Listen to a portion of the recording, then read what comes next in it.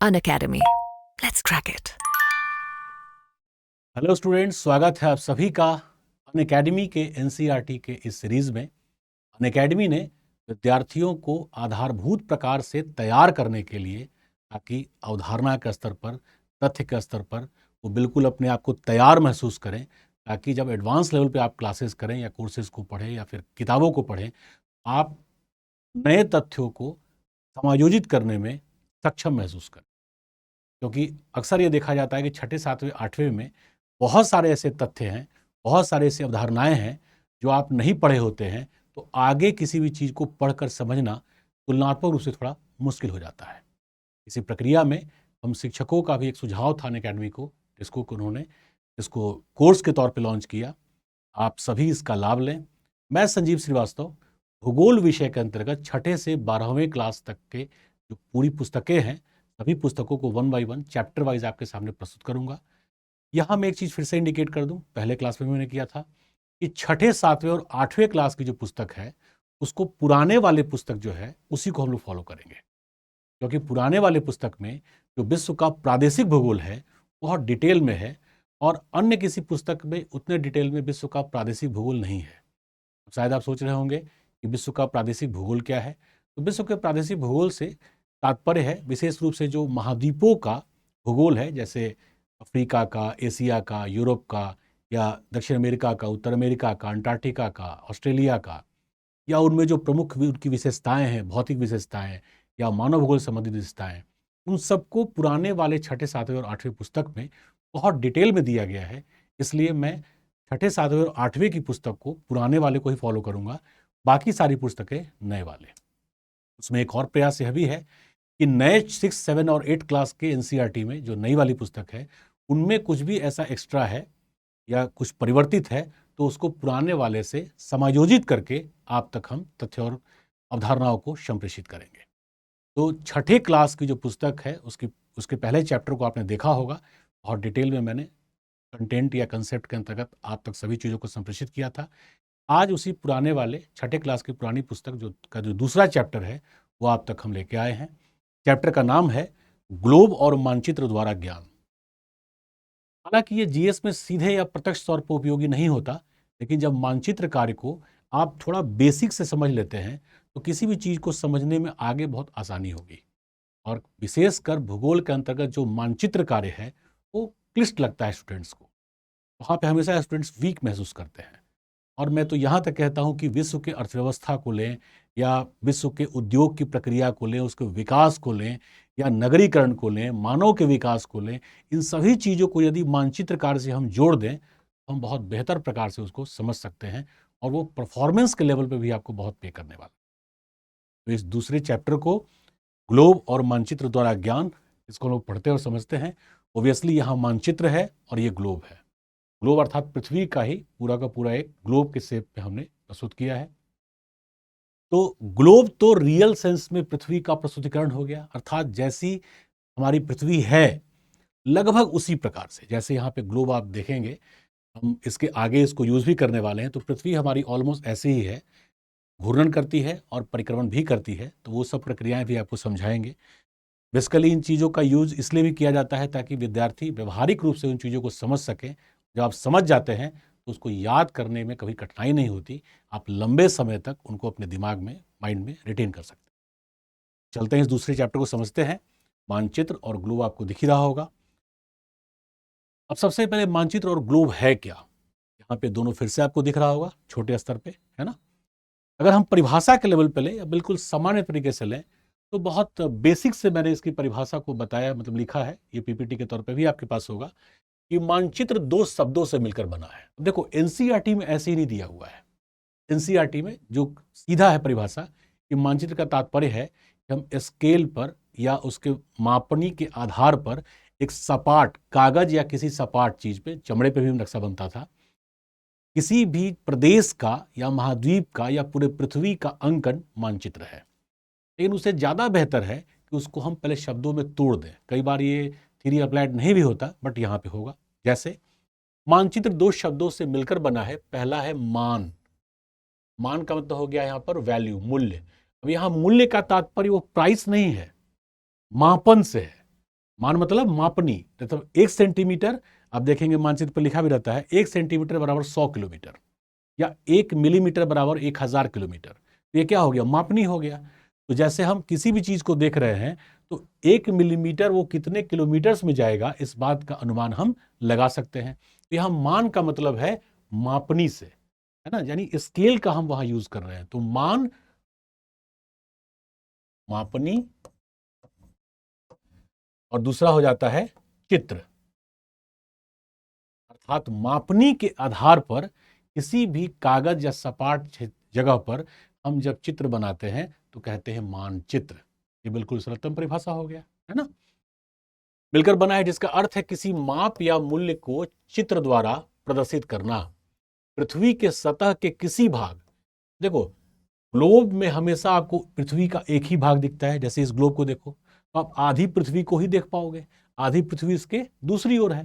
लेकिन इसी मानचित्र को आप देख रहे हो तो ये वाला पोर्शन इस ग्लोब में दिख रहा है, लेकिन ये वाला पोर्शन तो नहीं दिख रहा, वो तो पीछे है। तो हम किसी एक भाग को, अर्थात हम आधे पृथ्वी को भी उस पर दर्शा सकते हैं, यहां तक कि केवल भारत को भी दर्शा सकते हैं। तो पृथ्वी का एक भाग या दोनों ओर के भाग को जब हम सपाट या कागज पर उकेरते हैं चित्र के तौर पर, तो उसको हम कहते हैं मानचित्र। क्लियर हो गया? पृथ्वी के सतह के किसी भाग के स्थान, नगर, देश, पर्वत, नदी, इन सबको अति लघु रूप में जब हम अंकित करते हैं तो मानचित्र कहते हैं। ये आपको बढ़िया समझ में आ गया होगा। अब देखो, पृथ्वी की सतह या इसके एक भाग, पैमाना, ये जो हमने लिखा था ना मान, इसी को हम पैमाना, मतलब क्या होता है? स्केल, है ना, स्केल। तो पैमाना के माध्यम से चपटी सतह या कागज पर खींचा गया चित्र है ना। ग्लोब पृथ्वी का प्रतिरूप। अब मानचित्र की परिभाषा और विशेषता इन शॉर्ट यहां हो गया। ग्लोब जो है वो बेसिकली पृथ्वी का प्रतिरूप या मॉडल है, अर्थात हमारी पृथ्वी जैसी है ये वैसा ही चित्र प्रस्तुत करता है। जैसे कि ये ग्लोब देखिए, तो पृथ्वी भी हमारी गोल है ना, और इससे हम पृथ्वी एग्जैक्टली कैसी है वैसे समझ सकते हैं। तो पृथ्वी हमारी जैसी है उसी प्रतिरूप में उसको प्रस्तुत करने का माध्यम या तरीका है ग्लोब। तो बेसिकली मानचित्र में और ग्लोब में क्या मूलभूत अंतर है यह अब आप बिल्कुल समझ सकते हैं। अब कुछ विशेषताएं जो हैं इन शॉर्ट उसको भी हम जान लेंगे, जो खासकर एनसीईआरटी में है। उसी प्रकार दर्शाती है जैसी वह है। मानचित्र से एक ग्लोब की अपेक्षा हमें ज्यादा जानकारी प्राप्त होती है। यहाँ यह भी स्पष्ट है कि ग्लोब की तुलना में मानचित्र हमेशा ज्यादा बेहतर या कारगर हो सकता है, क्योंकि हम नगरों को ग्लोब पर नहीं दर्शा सकते, क्योंकि ग्लोब पे पूरी पृथ्वी दिखेगी। तो पूरे पृथ्वी पर हम भारत को भी देखें तो बहुत छोटा दिखेगा। जैसे आप इस मानचित्र को देखिए, यहाँ पे हमारा भारत दिख रहा है। तो इतने छोटे में अगर हम दिल्ली बनाएंगे भी तो दिल्ली यहाँ पे ऐसे होगी, यहाँ मुंबई होगा। तो क्या मुंबई नगर के नियोजन की प्रक्रिया को, सड़कों को हम दर्शा सकते हैं? बिल्कुल नहीं। और अगर हमें दर्शाना होगा तो बहुत बड़े ग्लोब को लेना होगा, फिर वो स्पेस लेगा। तो सूचनाओं को या अध्ययन की प्रक्रिया में ग्लोब से, हालांकि ग्लोब का भी अपना यूज है, जैसे हम बताएंगे आपको आगे। जब पृथ्वी की गतियों को आप पढ़ेंगे तो घूर्णन को समझने के लिए, घूर्णन क्या होता है? जब पृथ्वी अपने अक्ष पर घूमती है, अक्ष मतलब जैसे लट्टू की तरह से घूमती है, तो इसका प्रभाव क्या होगा। तो इसके लिए मानचित्र से बेहतर होगा कि हम ग्लोब के उस मॉडल से ही सीखें, है ना। लेकिन वैसे हम देखें तो ग्लोब से ज़्यादा बेहतर या ज़्यादा व्यवहारिक सूचना हमें मानचित्र प्रदान करता है। इसको कैरी करना आसान होता है। मानचित्र को आप मोड़ करके कागज़ की तरफ पॉकेट में रख सकते हैं, लेकिन क्या ग्लोब को रख सकते हैं? हालांकि आजकल बलून वाला भी ग्लोब आया है बच्चों के लिए, लेकिन उसमें हवा भर करके आप फुला सकते हैं, लेकिन फिर भी उस पर एग्जैक्टनेस नहीं आता, जिसको हम कहते हैं ना वही प्रतिरूप, मॉडल, वो नहीं आ पाता। ओबियसली मैप को कैरी करना या कहीं ट्रांसपोर्ट करना इजी है। इसके अलावा ग्लोब को थोड़ा मुश्किल होगा। मैप से यानी मानचित्र से सूचनाएं ग्लोब की तुलना में कई गुना ज़्यादा मिलती हैं। हम भौतिक भूगोल के लिए, मानव भूगोल के लिए, नगर के लिए, रास्ते के लिए, सड़क के लिए, परिवहन की प्रक्रिया में रेलवे के रूट्स के लिए, सड़क के रूट्स के लिए, हर प्रकार से इवन टनल को भी इंडिकेट कर सकते हैं मानचित्र पर। तो उपयोग के दृष्टिकोण से मानचित्र ग्लोब की तुलना में बहुत ही ज़्यादा उपयोगी है ना। अब देखो मानचित्र के प्रकार और विशेषताएं, तो मैंने पहले रिपीट किया कि ये सीधे आपको जीएस में पे नहीं करेगा, लेकिन थोड़ा आपको जानना चाहिए। तो ये जानकारी आधारभूत प्रकार से आपको आगे भी पे करने वाला है। जैसे भौतिक मानचित्र। देखो भौतिक मानचित्र, भौतिक का मतलब क्या होता है या मानव का मतलब क्या होता है? भूगोल को हम दो पार्ट से पहले बांटते हैं, भौतिक भूगोल और मानव भूगोल। तो सिंपल है कि भौतिक भूगोल वैसे तो भूगोल की एक शाखा है, लेकिन इसके अंतर्गत वे विषय वस्तु जिनका नियंत्रण, नियमन या संचालन, अर्थात जो कंट्रोल है, डिटर्मिनेशन है या कन्वेंड है, जो नेचुरल लॉ करेगा या नेचर करेगा या इन्वायरमेंट करेगा, तो हम कहते हैं भौतिक भूगोल। जैसे भूकंप, तो भूकंप के लिए मतलब मानव निर्मित भूकंप भी होते हैं, लेकिन फंडामेंटली जब भी हम पढ़ेंगे तो उसको कैसे जोड़ेंगे? प्राकृतिक कारणों से। या वर्षा का होना, अब देखो कृत्रिम वर्षा भी होती है, कराई जाती है, वर्षा को रोका भी जा सकता है कुछ हद तक, लेकिन वर्षा एक प्राकृतिक घटना है, अर्थात इसको नियंत्रित कौन करता है? पर्यावरण।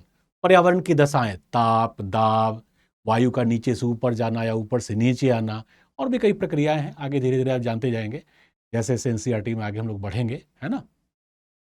तो भौतिक भूगोल का तात्पर्य है वे विषय वस्तु जो पर्यावरणीय नियमों से या प्रकृति के द्वारा नियंत्रित हो, और मानव भूगोल वे विषय वस्तु जो मानव के द्वारा नियंत्रित हो, जैसे कृषि, उद्योग, सेटलमेंट अर्थात अधिवास, परिवहन, संचार, व्यापार, संस्कृति, इन सभी चीजों को इसमें रखेंगे मानव भूगोल में।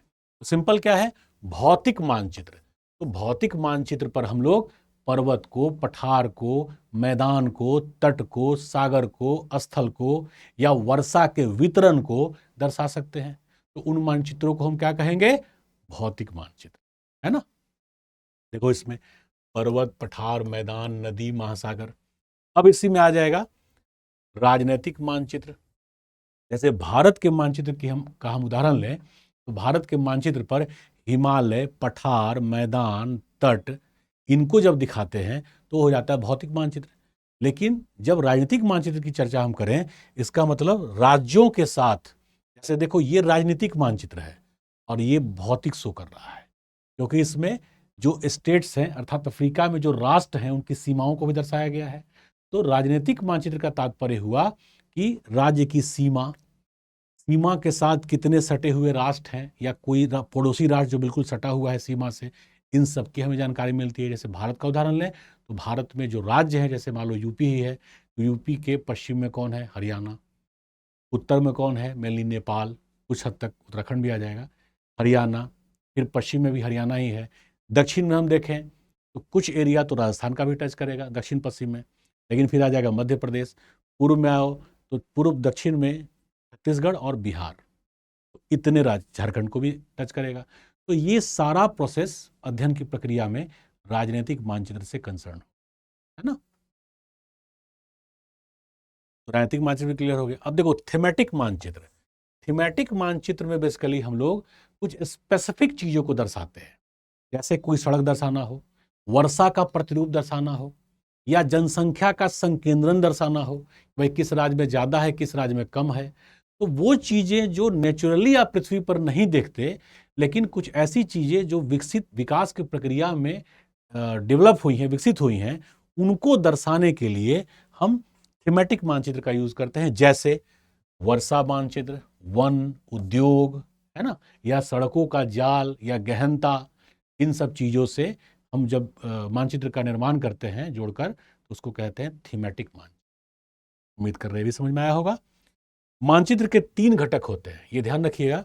जब भी व्यवहारिक या वैज्ञानिक रूप से किसी मानचित्र को बनाया जाएगा वैज्ञानिक रूप से, तो पहला होगा दूरी।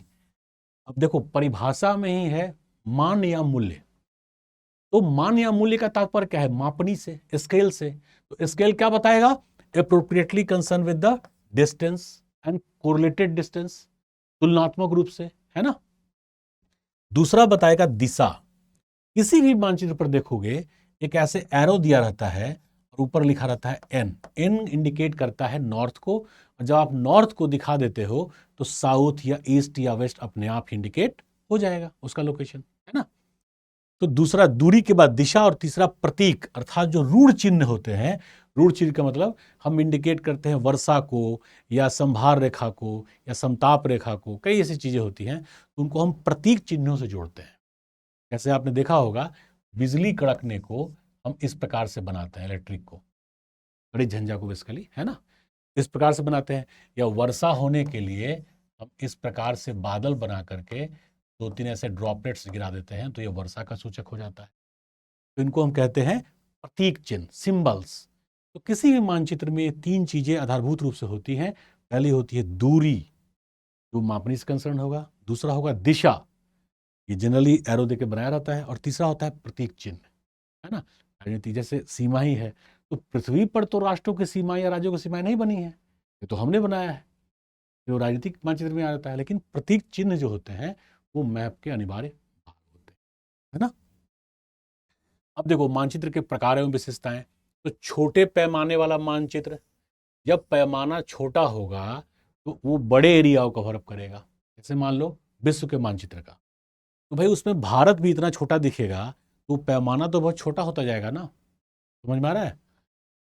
जैसे किसी महादेश को या बड़े स्तर के किसी भी चीज को, प्रदेश को दिखाना हो तो छोटा पैमाना। और बड़ा पैमाना का मतलब होता है, जैसे मान लो हम भारत में ही दिल्ली को दर्शा रहे हैं और दिल्ली के नगर नियोजन प्रक्रिया को बता रहे हैं, समझा रहे हैं, है ना। तो वो हमेशा बड़े पैमाने पर होगा। तो बड़े पैमाने पर उसको उल्टा कर देना है, छोटे एरिया को दर्शाया जाता है। और छोटे पैमाने पर बड़ी एरिया को दर्शाया जाता है। छोटा पैमाना मीन्स स्केल, छोटा स्केल बड़ा एरिया, बड़ा स्केल छोटा एरिया, है ना।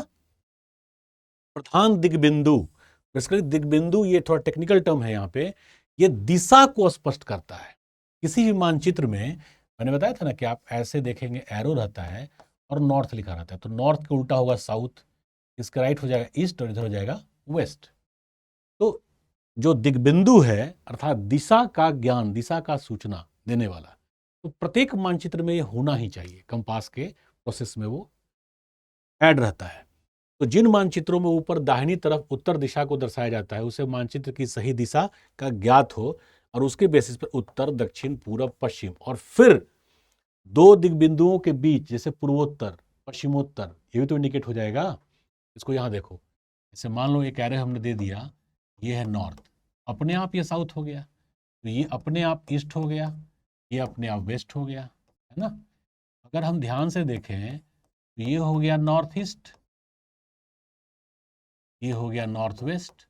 तो बेसिकली एक दिशा भी यदि मानचित्र में स्पष्ट है तो हम 8 दिशा, 8 मतलब 4 मूल दिशाएं होंगी और दोनों के बीच में जो संक्रमणियां दोनों को मिला के होती हैं, उन सबकी व्यवहारिक जानकारी, वैज्ञानिक जानकारी हम प्राप्त कर सकते हैं, है ना।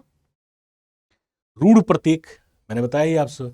जैसे मान लो हमें वन दिखाना है, तो वन दिखाने के प्रोसेस में हम ऐसे ऐसे बना देते हैं, ये वन का सूचक हो जाता है।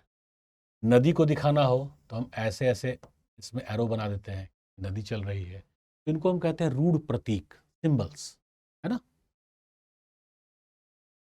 अब इसी को आप यहाँ पे देखो, जैसे ये रूढ़ प्रतीकों के साथ है, नदी है, सड़क है, मंदिर है ना। ये भी रूढ़ प्रतीक से ही कंसर्न है। अब रेखा चित्र या मानचित्र या स्केच, रेखा चित्र या आलेखन जो पैमाने पर आधारित ना होकर अनुमान पर होता है। जैसे कई बार देखोगे आपके पास कई बार इनविटेशन कार्ड आता होगा, तो इनविटेशन कार्ड में एक लगभग मानचित्र दिया रहता है। वो मानचित्र नहीं होता है, वो रेखा चित्र होता है। मानचित्र और रेखा चित्र में फर्क ये है कि मानचित्र पैमाने के माप पर आधारित होता है और रेखा चित्र अनुमान से बनाया जाता है। जैसे मान लो हम किसी मोहल्ले की बात करें, दिल्ली में ही मुखर्जी नगर, जो एक हिंदी माध्यम IAS की तैयारी करने वाले विद्यार्थियों का गढ़ है, उस लोकेशन को दिखाने के लिए कि हम किधर से कैसे आ रहे हैं तो सड़क बनाएंगे, किंग्सवे, GTV नगर किंग्सवे कैंप से, तो हम कैंप की ओर आएंगे तो दिशा उसमें होगा, कितने रेड लाइट्स आएंगे, फिर किधर मुड़ेंगे तो हम लोग अनअकैडमी आएगा, और भी कई संस्थान यहाँ पर हैं। तो वो स्केल पे मापा नहीं जाता, इसलिए उसको मानचित्र ना कहा कि हम क्या कहेंगे, रेखा चित्र, है ना। हालांकि उससे भी हम गाइड हो जाते हैं क्योंकि उसमें वो ऑब्जेक्टिव्स लिखे रहते हैं, जो पॉइंट्स होते हैं, इस पॉइंट से फिर आपको बाएं मुड़ना है, लेकिन उसको क्या कहते हैं, रेखा चित्र। ठीक है। खाका का मतलब एक छोटे क्षेत्र को पैमाने पर जब खींचा जाता है, बहुत ही छोटे क्षेत्र, जैसे दिल्ली के ही किंग्सवे कैंप से मुखर्जी नगर, कोई भी इलाका ले लीजिए, जैसे प्रयागराज है, तो प्रयागराज में सिविल लाइन से लेकर के नैनी तक के जाने का रास्ता तुम खाका से जोड़ो, बहुत छोटा एरिया हो गया।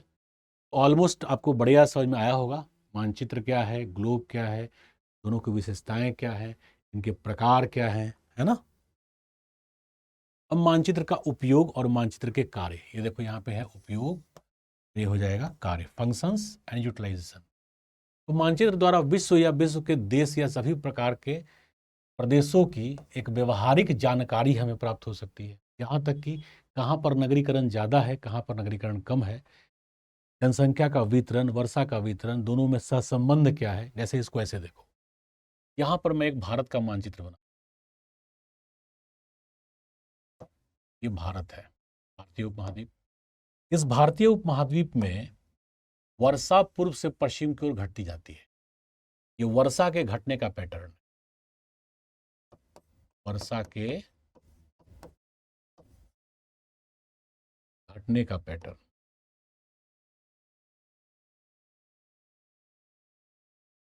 इसको थोड़ा मैं ना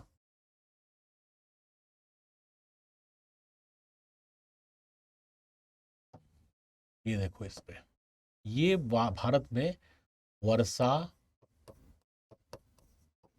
के घटने का एक पैटर्न बताता है। और आप देखेंगे तो इसी वर्षा के घटने के पैटर्न के अनुरूप भारत में ऑलमोस्ट जनसंख्या घनत्व भी घटता जाता है। बिहार हालांकि घनत्व में टॉप पर है, पश्चिम बंगाल दूसरे स्थान पर है। लेकिन अगर पश्चिम बंगाल के दार्जिलिंग या पहाड़ी इलाकों को हटा दिया जाए, केवल मैदानी भाग को जोड़ा जाए, तो पश्चिम बंगाल का घनत्व फिर बिहार से अधिक हो जाता है। या झारखंड को अभी भी बिहार से जोड़ दिया जाए, तो पठारी भूमि है, तो फिर से पश्चिम बंगाल से बिहार का घनत्व, जनसंख्या घनत्व तुलना में थोड़ा कम हो जाएगा। तो जिस प्रकार से वर्षा की मात्रा घट रही है, उसी प्रकार से जनसंख्या का घनत्व भी तुलनात्मक रूप से घटता जाता है। जैसे हम उत्तर प्रदेश की बात करें तो पूर्वी उत्तर प्रदेश में वर्षा ऑलमोस्ट 100 सेंटीमीटर वार्षिक है, पश्चिमी उत्तर प्रदेश में 80 cm वार्षिक है। तो पूर्वी उत्तर प्रदेश में जनसंख्या घनत्व तुलना में पश्चिमी के अधिक है, तो उसी के अनुरूप विधानसभा के सीटों का भी एलोकेशन है।